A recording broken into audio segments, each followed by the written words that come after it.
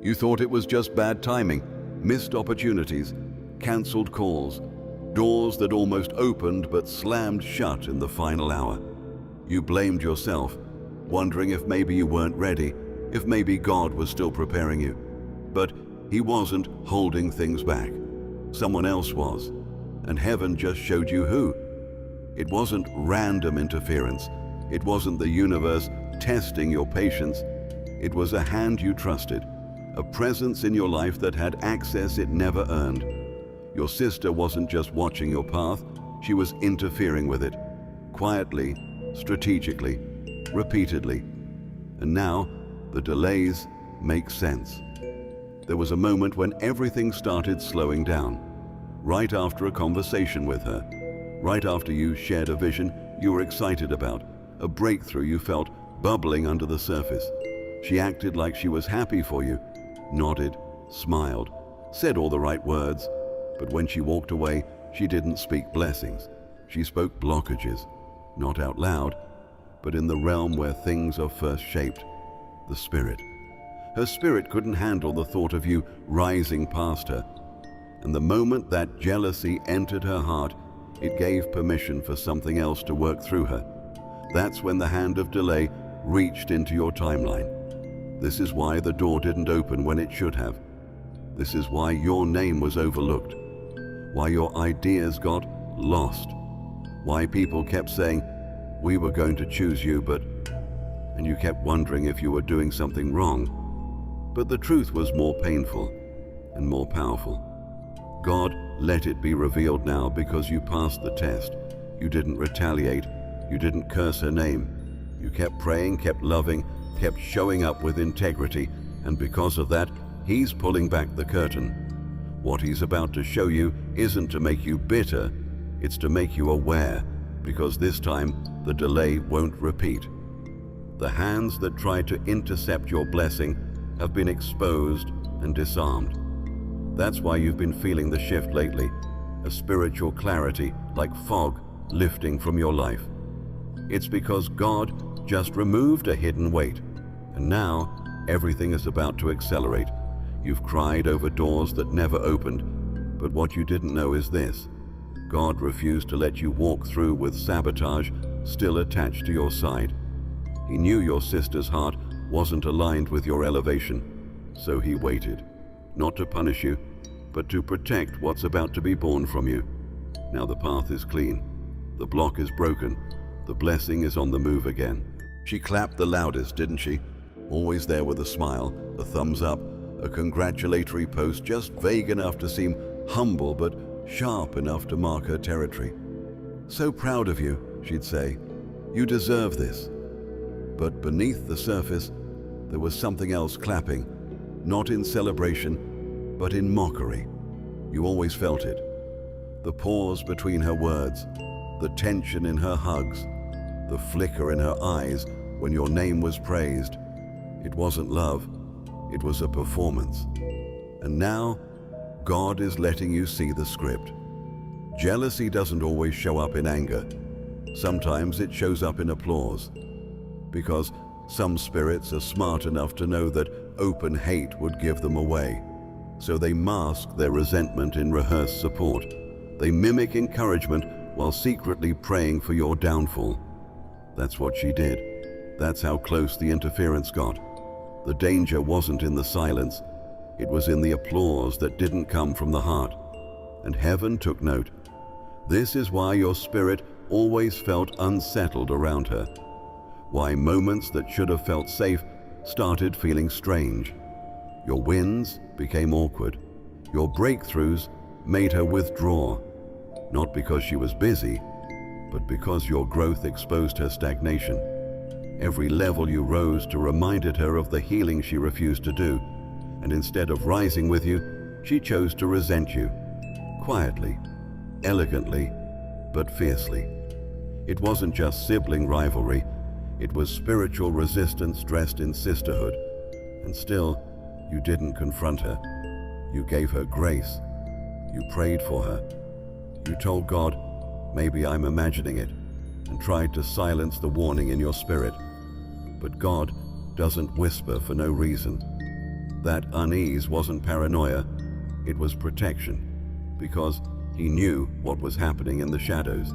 He heard the conversations you weren't in, saw the eyes she rolled, watched the texts she sent after hugging you in public, and now he's saying, enough.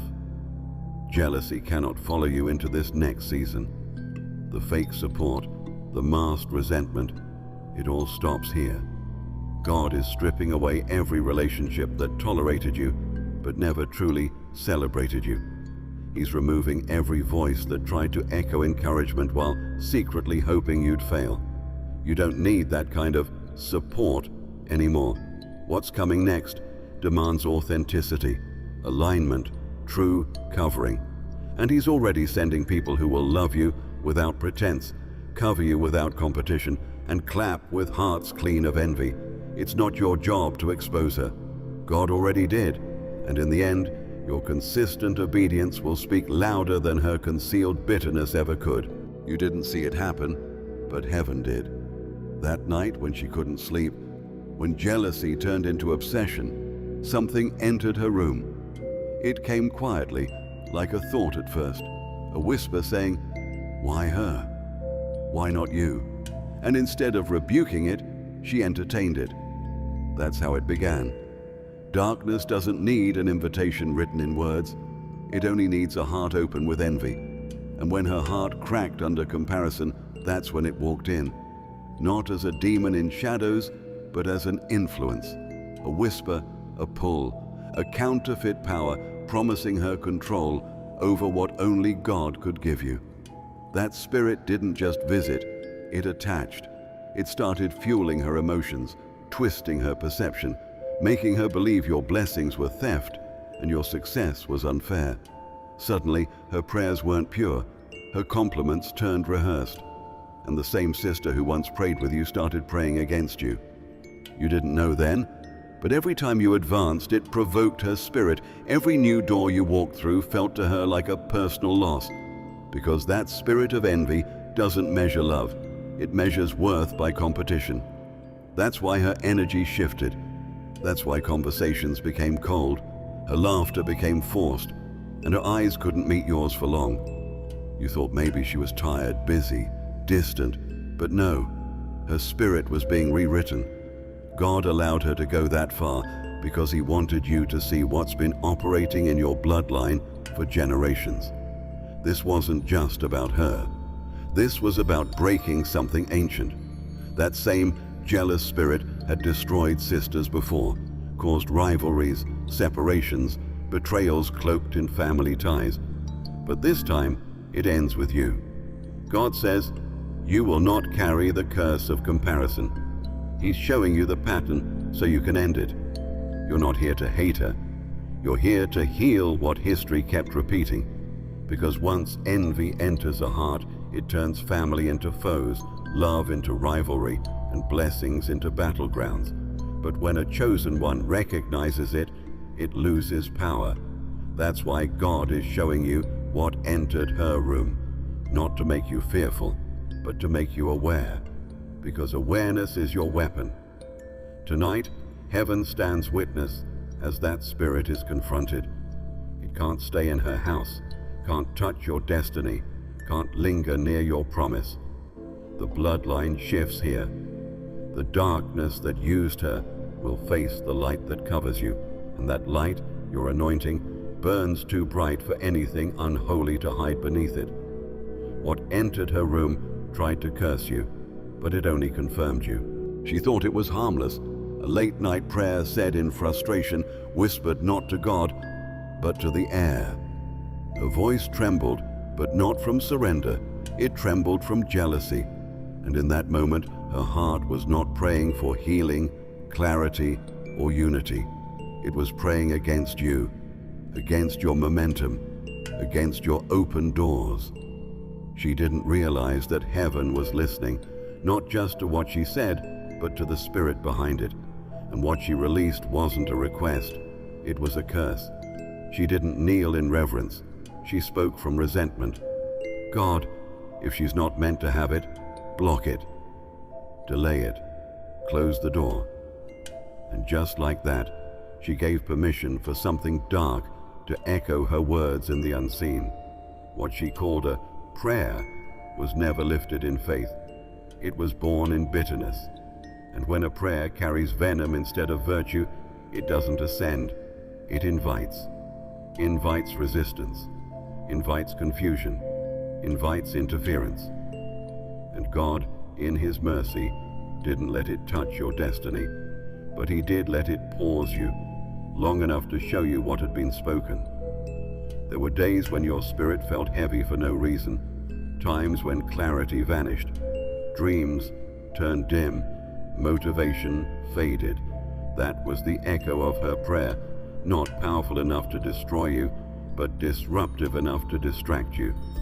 She couldn't curse what God blessed, but she could create noise around it, and for a while, the static made you second-guess everything. But not anymore, because now you know the source. And now heaven has silenced the signal.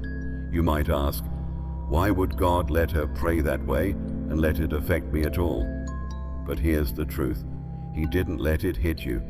He let it reveal her. He exposed the root before the next chapter could begin.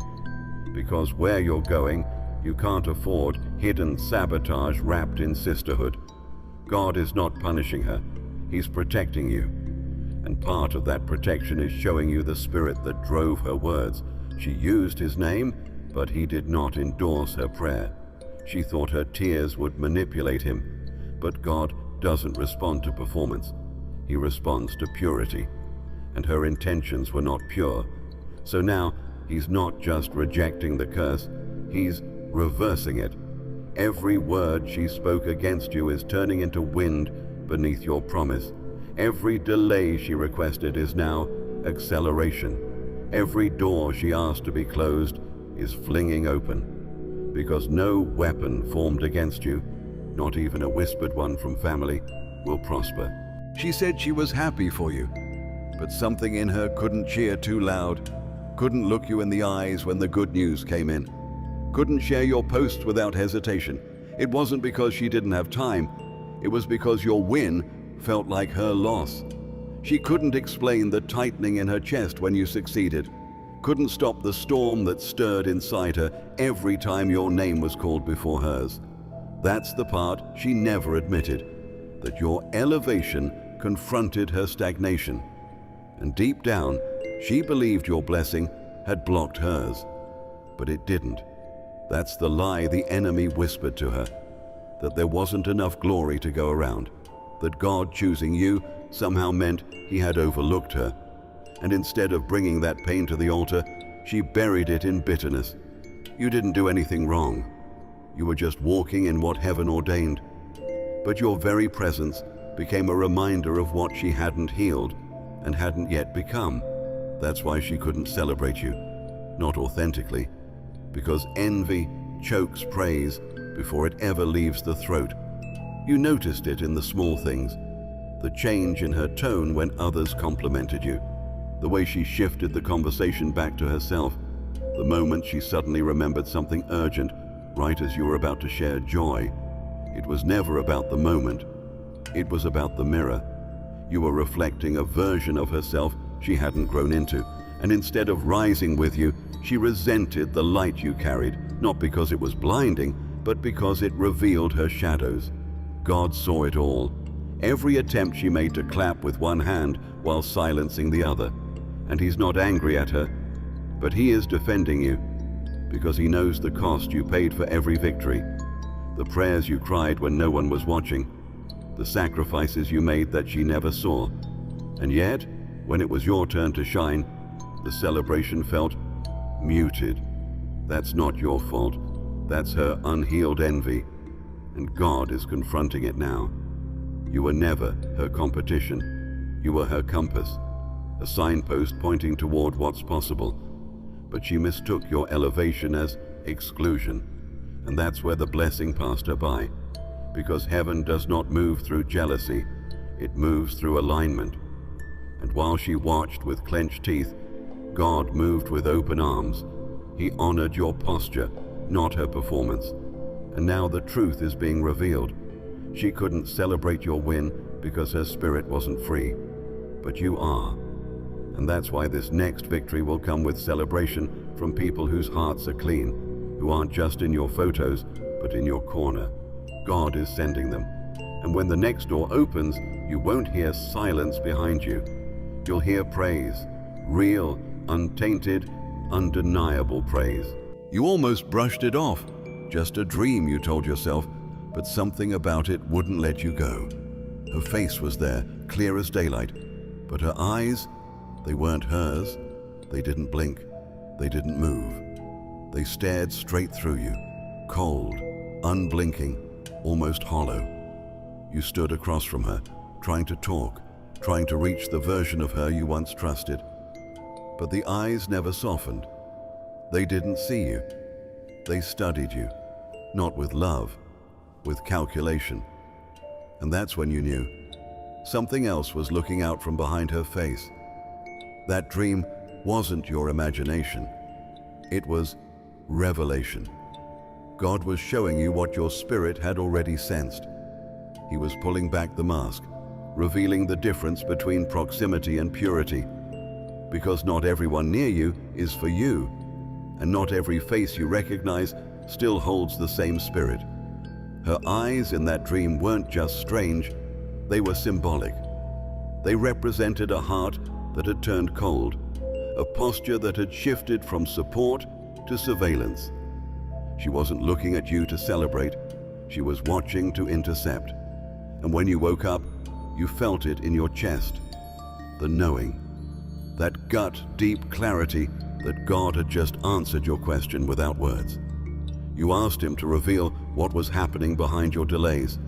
You prayed for understanding, for insight, for truth, and He answered with a dream. Because sometimes God will show you what your heart refuses to accept while you're awake. And this time, He chose the eyes, because that's where He saw it first. The eyes carry agreement. What a person partners with in the spirit, their gaze will reveal. That's why you couldn't look at her the same after that dream. Something in you shifted, not in hate, but in awareness. You stopped oversharing. You pulled your energy back. You started protecting your space again, because you knew now what's behind her smile isn't what it used to be. And heaven confirmed it. Don't ignore spiritual dreams, chosen one. God doesn't waste revelation. When He shows you eyes that no longer carry light, He's not just showing you a person. He's showing you a portal, a place where interference has been operating. Her eyes in that dream were windows, and what you saw was a spirit misaligned with your calling. It couldn't stop you, but it could monitor you and delay what wasn't protected. That's why God allowed you to see it, not to fear her, but to seal the door. Because the days of being watched with resentment are over. Heaven just shut the window, and the light that shines from your life now is too blinding for any darkness to stare into without trembling. She thought it would work, that her words, her energy, her behind-the-scenes rituals could delay something already written. She watched you rise and thought, maybe I can slow it down. She didn't realize the danger of touching what God already sealed. Because when heaven declares a thing, it's not open for discussion. It's not up for vote. It's done. Spoken in eternity, stamped with fire. But she tried anyway. And for a while it looked like it worked. There were delays, confusion, unexpected resistance in rooms where favor used to flow. You felt it, not as failure, but as fog. Opportunities that once responded quickly started dragging. People who once called you suddenly fell silent. It didn't make sense. You searched your heart, you checked your posture, you stayed obedient. And yet, the promise felt paused. What you didn't know then was that she had interfered, not by accident, but by intention. In the quiet places, she had partnered with something ancient, spoken things in secret, thought she could pray for a pause, not understanding that heaven doesn't honor manipulation. But God allowed the delay for a reason, not because you were off track, but because He wanted to reveal what had been interfering with your pace. If he had let it slide, you would have carried her into the next level, and the sabotage would have gone with you. So he pressed pause, not on the promise, but on the path. Long enough to open your eyes, long enough to show you who was really clapping and who was casting. And now the delay is done, because what God declared, he's now demonstrating. What she tried to stretch out is being shortened. The doors she tried to spiritually block are opening without her presence. The timeline she tried to tamper with is speeding up. What looked like divine delay was actually divine defense. And now that the source of interference has been cut off, acceleration is being released. She tried to delay your launch but didn't know your trajectory was too powerful to stop. She tried to reroute the blessing but didn't realize it had already been addressed with your name on it. She tried to delay what God declared, but all she did was highlight how powerful the declaration really was. There are moments in your life where heaven speaks a word so heavy, so irreversible, that even demonic resistance can't do more than stall it. That's what this was. But the stall is over. The gates are opening, and every second she tried to steal is being returned in multiplied form. Double time, double favor, double fire. She tried to delay it, but now she has to watch it unfold. It wasn't just glass. It was a sign, a crack in the reflection, a shattering without a cause. She said it just fell. No one bumped it. Nothing shook the room. But you knew, deep in your spirit, you knew it wasn't random. The mirror didn't break because of physics. It broke because of pressure, not external but spiritual. The weight of what she had been carrying, the envy, the resentment, the manipulation cloaked in prayer, finally rippled into the physical. And when it did, the mirror couldn't hold the lie anymore.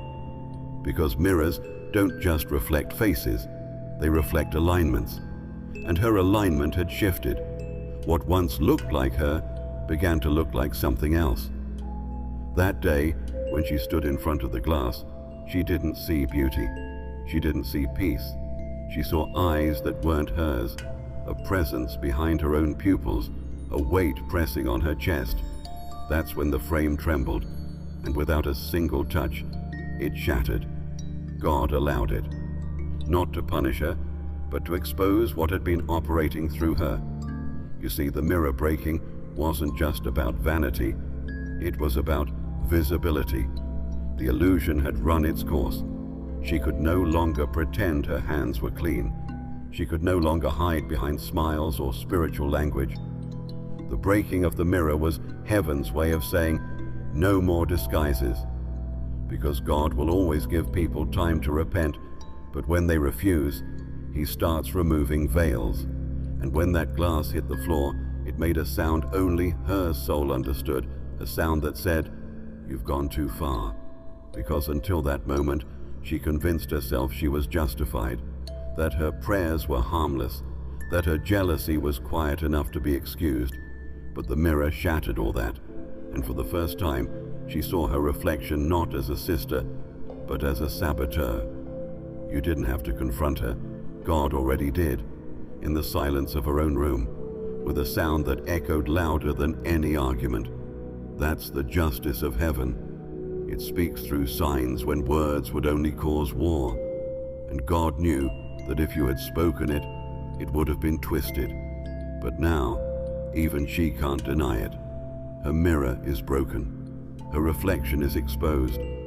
And the spirit that stood beside her in secret is now trembling in the light.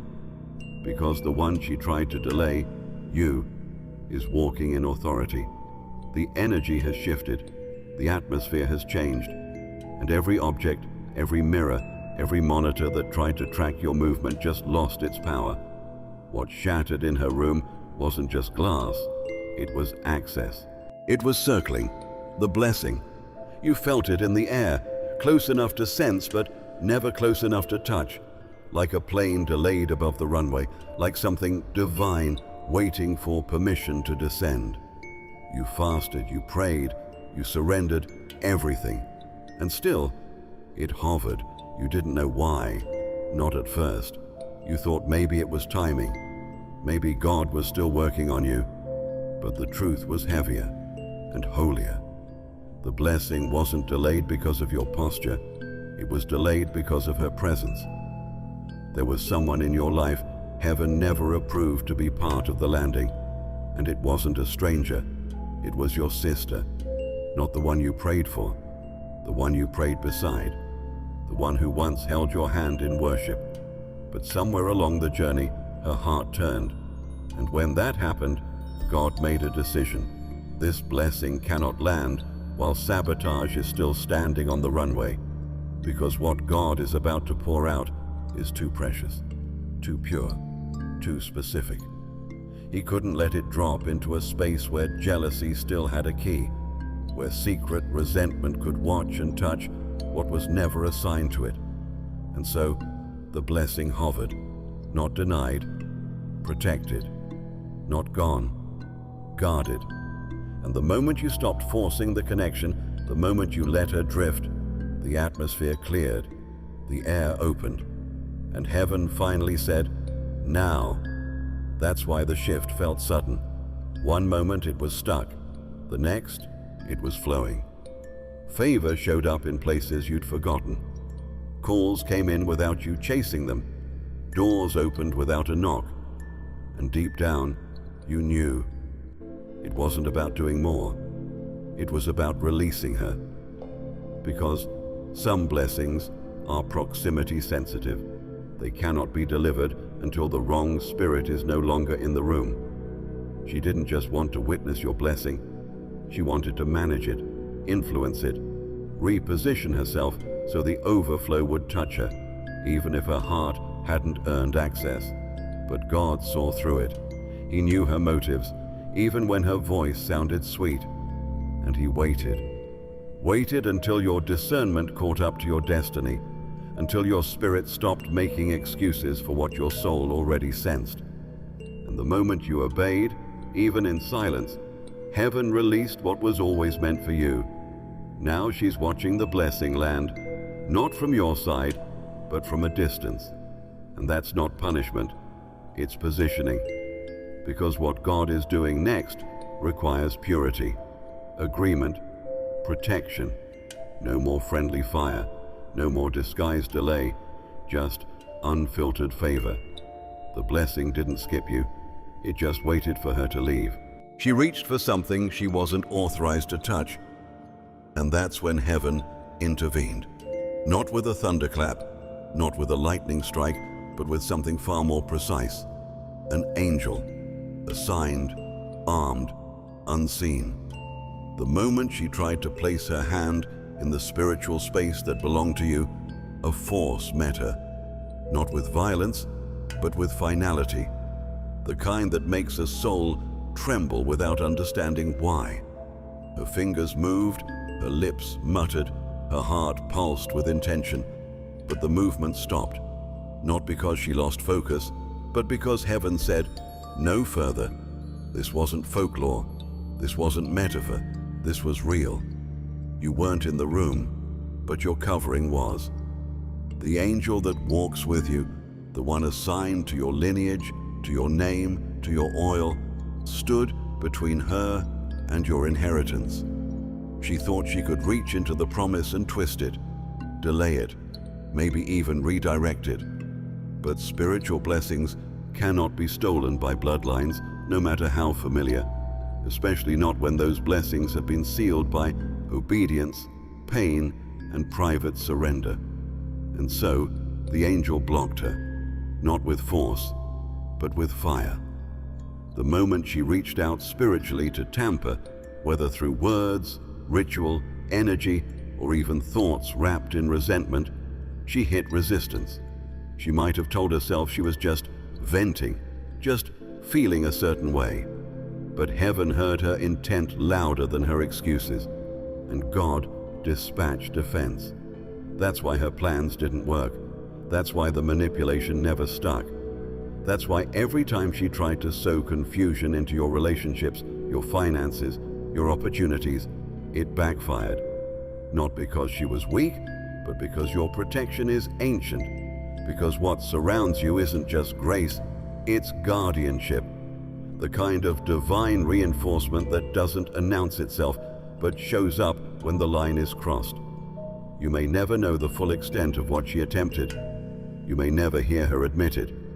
But in the realm of the spirit, the record is clear. She touched the boundary and was met by a flame. That's why her life began to spiral after that moment.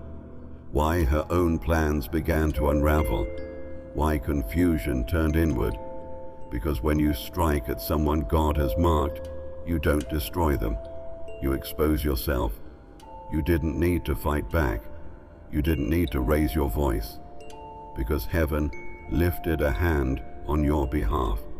And now, the angel still stands, not just to block what's behind you, but to usher what's ahead. Every hand that tries to reach into your promise without God's permission will meet the same flame. Because this time, chosen one, you're not just blessed, you're protected. You weren't looking for confirmation, but God sent it anyway. It came through someone unexpected, a voice you didn't prompt, a moment that felt random, but was marked in heaven long before it reached your ears. The prophetic message wasn't dramatic. It didn't shout. It whispered truth with a weight that pierced straight through your chest. Someone close to you has been trying to block what belongs to you, they said, and your spirit froze, not in fear, but in recognition. You didn't need names. You already knew who. This was not new information. This was divine validation. The prophet didn't know your sister, had never heard your story, and yet they spoke about betrayal, about delay, about strange resistance surrounding your name. And as they spoke, it felt like someone was reading out loud from a sealed file in heaven, a record of things you were never supposed to see, but now needed to understand, not to shame her, but to set you free. God doesn't release prophetic insight for entertainment. He releases it when your next step requires clarity with no confusion. And that's what this was, a clarifying moment, a holy mirror, the kind of word that breaks silence in the spirit and forces every hidden thing into the light. You heard it, and something in you shifted. The doubt evaporated, the hesitation left. The urge to second-guess your discernment died instantly, because this wasn't just revelation, this was instruction. The prophet said her plan wouldn't succeed, that every weapon she formed would rust before it reached you, that God had reversed the flow, that what she intended for delay would now become the reason for your acceleration, because when someone tries to block a chosen one's blessing, all they do is confirm heaven's next move. The message also revealed something deeper. She had help, spiritual help, agreements made in thought, in word, maybe even in practice. But God's voice overrode it all. He said, "She went too far, and now I'm stepping in. You didn't ask for this battle. You didn't sign up for spiritual warfare from your own family. But when you were marked, so was your defense. So was your covering. And now, everything she tried in secret is being dismantled. Publicly, prophetically, permanently. You walked away from that message with a fire in your bones, not anger, not pride, authority. You finally understood why the pressure had been so intense, why the warfare felt so personal. It's because your assignment threatened her insecurity, but no more. The veil has been lifted, and what God just revealed, He intends to reverse. Her plan didn't stop your destiny, it activated it." She cried. You heard about it. Maybe you even saw it. Tears running down her face, voice trembling, hands lifted. A scene that once would have stirred your compassion. And part of you wanted to believe it was real, that maybe she finally saw what she'd done, that maybe remorse had taken root. But heaven didn't move. God didn't shift. The blessing didn't pause. The consequence didn't reverse. And that's when you realized, this time, Her tears didn't carry weight in the spirit, because God doesn't just listen to emotion, He listens to intention. And hers was off. Her tears weren't repentance, they were reaction, not to what she did, but to the fact that it didn't work. She wasn't grieving her actions, she was grieving the exposure, the unraveling, the distance, the fact that you were still rising and she wasn't invited to watch up close anymore. She mistook His patience for permission, and when the consequence came, she thought crying could cover what her heart still refused to change. But heaven cannot be manipulated, not with water in the eyes or wailing from the mouth. God saw deeper, past the performance, past the emotion, into the posture of her heart. And it hadn't shifted. It was still bitter, still calculating, still trying to find another way in. And so the tears didn't move Him, because God responds to surrender, not strategy. And while she wept publicly, she still plotted privately. That's why her prayers hit a ceiling. That's why her atmosphere stayed heavy. She wasn't mourning a sin, she was mourning a loss of access. God said, "I'm not rejecting her, but I'm protecting you." He saw how many times you forgave without apology, how often you extended grace when she gave silence, how you prayed blessings over someone who never had the courage to celebrate yours. And now He's drawing the line, not out of vengeance, but out of justice, because every chosen one reaches a point where God stops allowing sabotage to sit in the front row.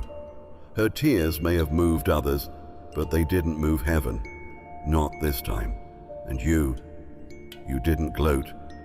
You didn't harden. You simply obeyed. And in that quiet obedience, God handed you something she can't mimic. Peace. The kind of peace that doesn't need revenge to feel whole. The kind that doesn't need applause to feel chosen. The kind that knows, if God didn't move, it's because He saw the whole story. So let the tears fall. Let her tell it how she wants. But you know the truth.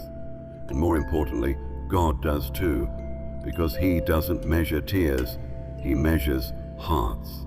You didn't feel it snap, but something disconnected, quietly, invisibly, finally.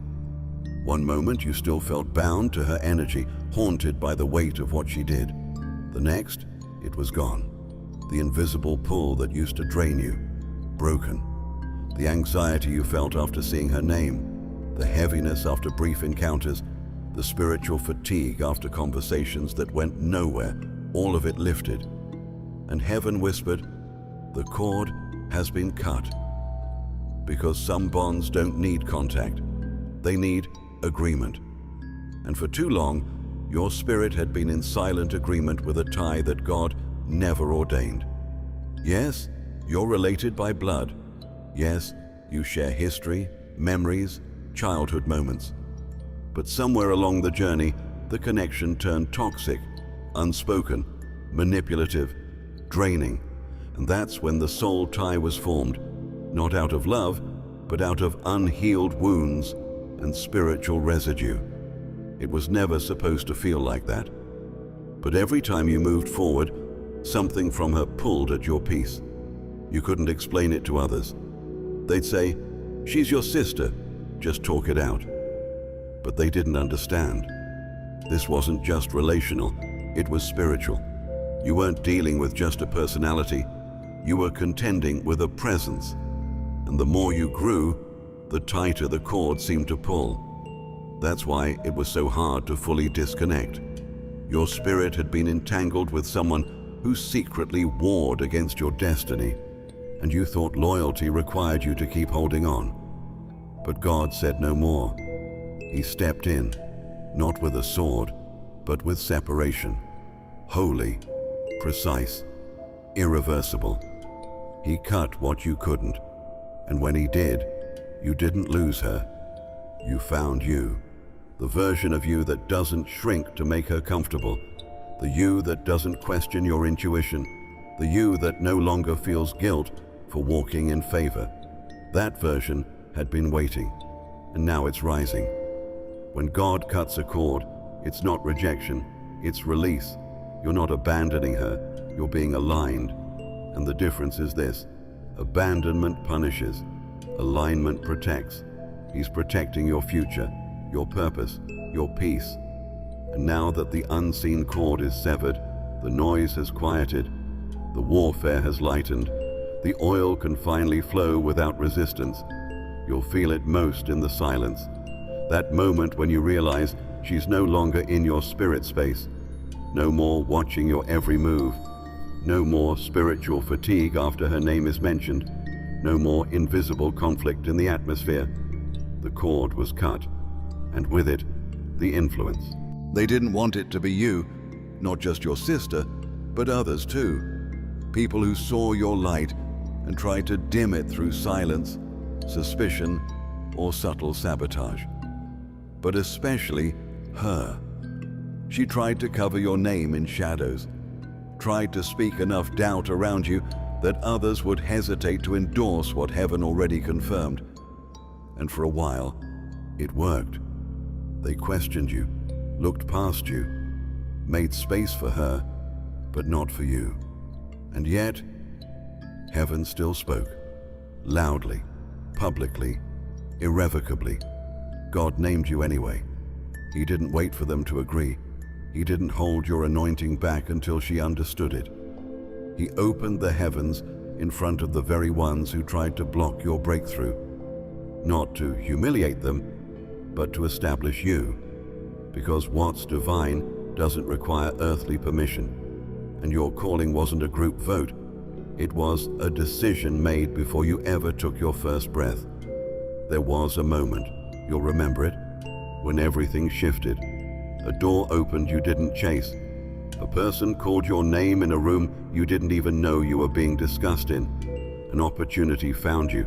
And when it did, the silence broke. Not just in the natural, in the spiritual.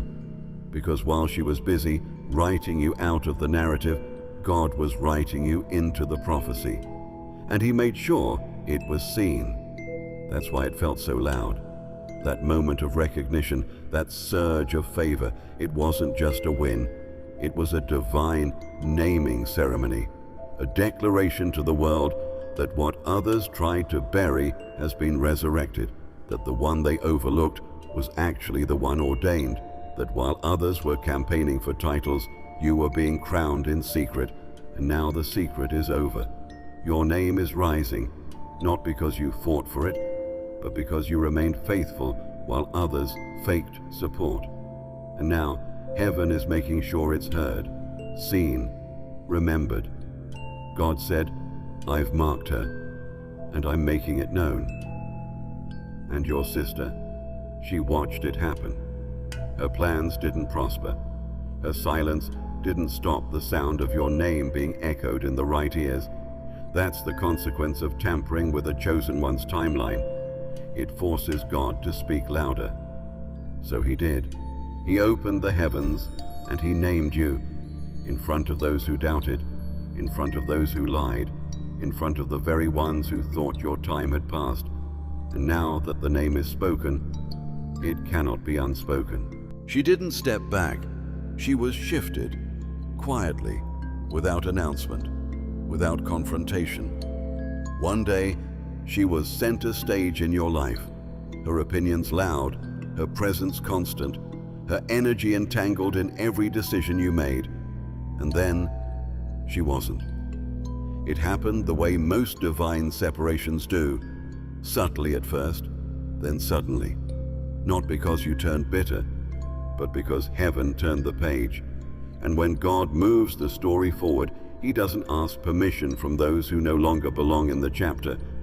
You didn't exile her. You didn't even raise your voice.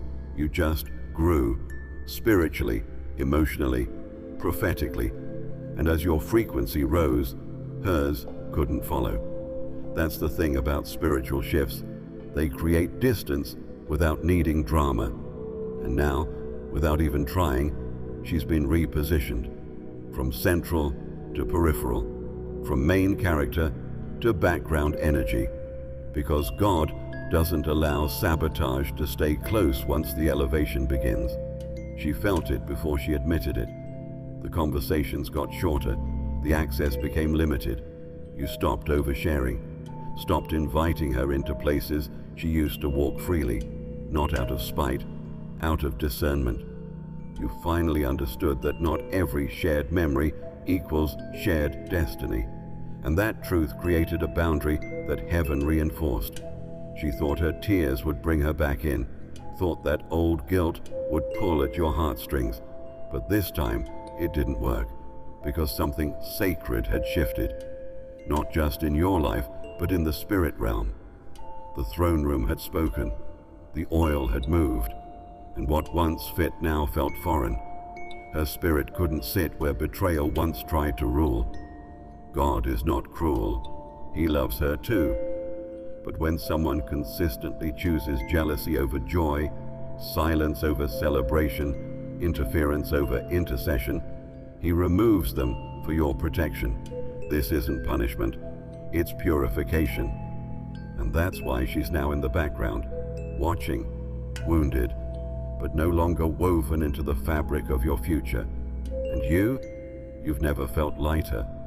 The spiritual fatigue is gone. The atmosphere has cleared. Decisions are flowing. Doors are opening. The path ahead feels unblocked, because it is. The warfare wasn't about your ability, it was about her proximity. And now that she's been repositioned, your promise can proceed without friction. She'll tell people she stepped away. She'll rewrite the story to protect her image. Let her. The truth doesn't need defending when God is the author. And those who watch from the sidelines will notice, the moment she faded, you flourished. Because sometimes the only thing delaying the blessing was the wrong person trying to stand in its light. Long before she watched you rise with silent resentment, before she whispered doubts into shared rooms, before she crafted spiritual delays behind polished smiles, you were already chosen, not by man, not by accident, but by God, before her interference even existed, before the rivalry, before the tension, before the betrayal was ever a thought in her mind. Your name was already etched into heaven's architecture. Your assignment wasn't a response to her actions. It was older, ancient, untouchable. And now, that truth is coming to the surface, not to shame her, but to remind you who you've always been. She thought she had time, thought if she moved fast enough, mirrored you close enough, manipulated quietly enough, she could redirect the flow of favor. But favor isn't something you earn. It's something you're marked with. It doesn't bend to bitterness. It doesn't yield to imitation. And no matter how strategic her interference became, it could never override what God pre-approved. This is why her efforts failed, why the rooms she tried to lock stayed open, why the doors she hoped would close swung wider. She was fighting a timeline that predated her plan. Your blessing was already moving before she even woke up to jealousy. And that's why God never panicked. He let her move, let her speak, let her attempt. Because He knew, no matter how far she reached, she'd never touch what was sealed before time began. Think of Joseph. Before his brothers plotted, he was already favored. Before they threw him into the pit, his dream had already been written. Their interference didn't break the prophecy, it fulfilled it. The betrayal became the transportation, and you, chosen one, carry that same anointing. Her interference didn't delay your destiny, it revealed your authority. It exposed the weight of your call, because what she tried to steal only spotlighted how valuable it really was. You never needed to compete, never needed to convince, because while she was comparing, God was confirming. Every setback you endured, every false pause, every tear you shed, wondering why isn't it happening yet, all of it was part of heaven's timing, not her sabotage. God was waiting until you knew your calling was not fragile, that it didn't depend on who clapped or who cursed, that it was rooted in something eternal, unbreakable, and already settled. And now that you know, now that it's clear, the interference no longer intimidates you, because it's powerless. It always was. She just didn't know. But you do now. You were chosen before she tried to stop it, and nothing she did changed anything. It was never hers. Not then, not now, not ever. The blessing she tried to intercept, the one she watched you carry, tried to imitate, attempted to delay, was never within her reach, because it wasn't born from effort. It was born from divine election, handwritten by God, protected by angels, carried by your obedience. And no matter how close she stood, how similar she dressed it, how subtly she tried to siphon it, the oil never transferred, because this blessing was custom-coded, soul-specific, heaven-stamped, and now it's sealed forever. She'll replay the moments in her mind, the times she could have chosen humility, celebration, alignment. But she didn't. She chose control, jealousy, delay. And for a moment she believed the lie that if she slowed you down, maybe the blessing would reroute and find her instead. But God doesn't reroute anointing. He protects it. He hides it in plain sight and waits for the moment where the enemy exposes themselves. And then he elevates you in front of them all. And that's exactly what's happened. The blessing she once thought she could block is now glowing in your hands, magnified, multiplied, made manifest. She tried to sow spiritual confusion, but God gave you clarity. She tried to plant delays, but heaven responded with acceleration. She tried to damage your name in private, but now your name is being called in rooms she'll never enter. That's the justice of heaven. Not just restoration, but demonstration. Not just peace, but proof. And what's most powerful is this: you don't hate her. You don't even wish her harm. Because the blessing has matured you. It's healed the parts of you that used to crave her validation. It's closed the wounds that once needed her celebration. Now you're not asking to be seen. You're walking in light so undeniable it exposes every hidden thing without a word. She couldn't touch it then because it was never for her frequency. And now, with the cord cut, the spirit revealed, and the season shifted, she never will. Not because God is cruel, but because heaven is just. And you stayed faithful through sabotage, silent through slander, and steady through spiritual warfare. You earned what she tried to manipulate. So now, walk boldly, because this blessing, the one she couldn't block, copy, delay, or distort, is landing without interference. And when it hits, the whole world will know it was always yours. If you have come this far, it is crucial that you watch this next video here. But be warned, it is not for the faint of heart, for only the true chosen ones can handle this video. If you would like to also donate to help keep the channel going, our Buy Me a Coffee link will be in the description.